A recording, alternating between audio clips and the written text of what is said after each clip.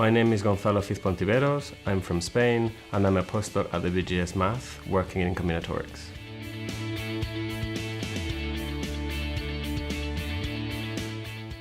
I studied random discrete processes and studied their properties. These are processes that arise quite naturally when looking at networks, the spread of diseases, or even genetic mutations.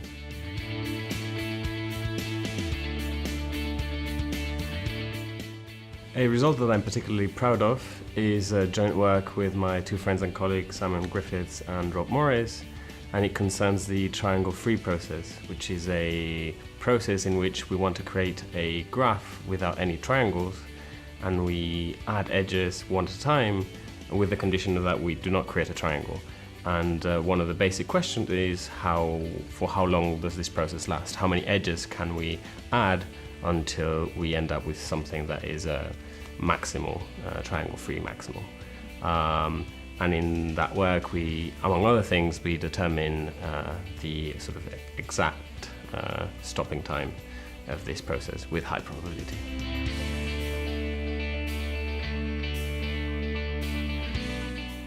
One of the reasons I choose combinatorics as my field of study is that it is often the case that it is easy to state the problems we work in. You can explain them to even non-mathematicians.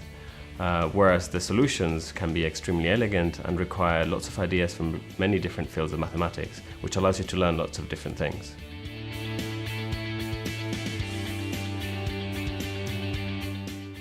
Two traits that I often see amongst my fellow mathematicians are, first, an aesthetic perception of mathematics. We are looking for beauty in the things we do. And second, a capacity for obsession, which allows us to persevere in the face of difficulty.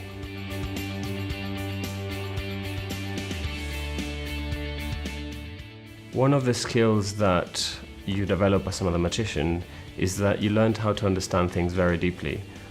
This can be particularly useful because it can help you to decide what things are important and which things aren't when tackling a new problem. Another important skill is that of problem solving, especially when it comes to coming up with different ways of thinking about things and creative solutions to new problems.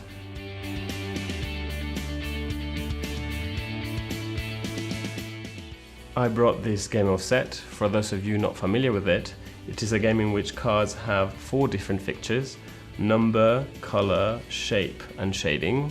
The aim of the game is to create sets of 3 in which all features are either the same or different. A natural question that a mathematician might ask is, how many cards can I put down before I create a set?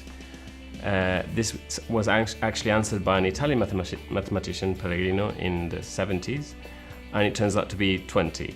And in fact, the general question, when you, instead of 4 features, you have n features, has remained an open problem for a very long time, and it was only solved about 2 years ago. In fact, it's a problem that I myself thought about for some time. The reason why I brought the game is that I feel that it encapsulates a common theme in combinatorics, which is that of finding order in chaos.